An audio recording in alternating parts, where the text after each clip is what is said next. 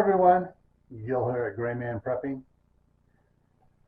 In this episode of Your Prep for Today, I want to talk to you about some hand tools. And actually, this is going to kick off 11 days of this one type of tool. This is a lot of stuff here. I'm going to spread it out over 11 days because each one of the days is going to be talking about a different specific type of tool. And actually, I could probably take today's, the starting one, and break it out over 7 days at least itself, but I'm not. All right, so what I'm going to talk about today is hand saws. Now, hand saws, see the picture, the first thing, cutting lumber and stuff. All right.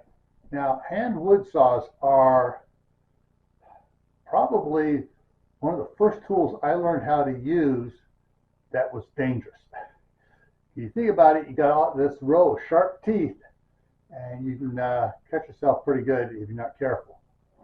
So with hand wood saws, why did I say I could break it out for a whole week just to talk about this? Well, all right, first let's go. We're just going to run through a bunch of them. There is there's no such thing as your standard wood saw. So the first one everybody gets is known as a combination. And you probably go, what do you mean a combination? Well, there is a rip saw, which is meant to cut in line with the grain. There is a cross cut meant to cut across the grain. And then there's a combination that kind of does both. It's it's neither a rip, neither a cross cut, but it does both. All right, so there are three types of saws, wood saws right there. And woodworkers have all three. Then there is a miter saw, also a hand saw for wood. It usually has what's called a miter box. It has, usually has a 90-degree slot for it to go in, or 45 this way, or 45 that way. And some of the more expensive ones take it out to add 60 or 30 degrees, whatever on it, so you can cut other angles and stuff. So these are the fixed ones. You can also get a box that has a movable track on it. It's still a hand-powered wood saw, so you can do individual like 22.5 degrees and stuff like that. All right, so there's another one, miter saw. Then there is a coping saw. Now you're all probably going, what the heck's he doing to us? Now a coping saw is a more delicate saw. It's sort of like a scroll saw when it's hand powered. Basically, you can drill a little hole, get a little fine blade on a big bow type thing, with a handle on the side. So you unscrew it, loosen it up, stick the blade through the hole, tighten it back up, bend it around, cut, do sharp things, and do intricate work, patterns on things. All right, let's see, I know I'm forgetting some now. I'm just I've been doing all these different ones, spacing out on them. Coping, miter, flat side cutting. It's a weird saw. It's sort of like a miter saw. Miter saws usually have a band across the top to keep it from flexing.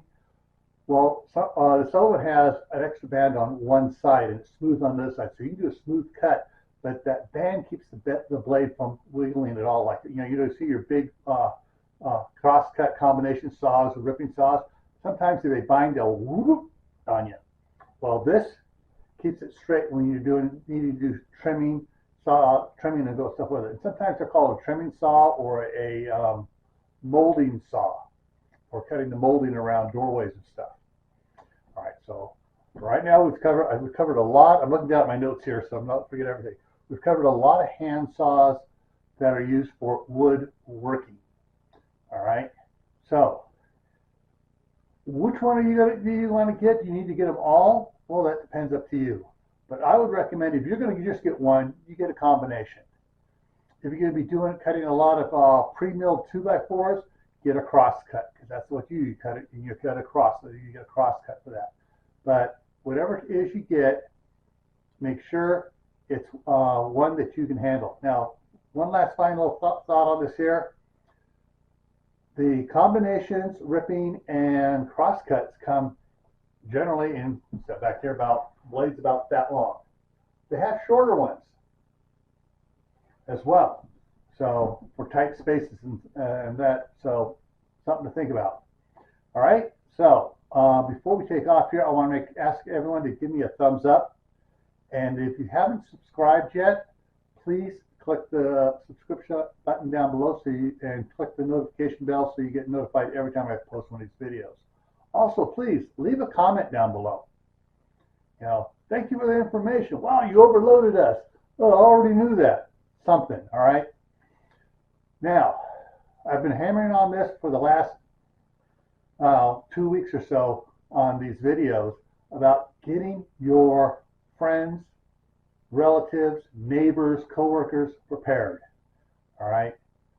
So once again, I'm going to tell you, hey, things are getting bad out there.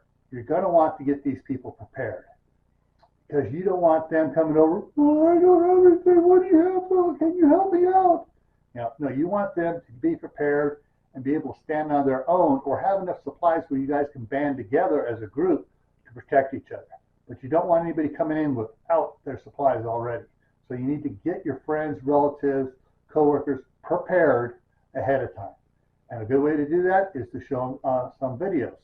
I'm going to put a link up here to my other channel, Camp Hatton Family Compound.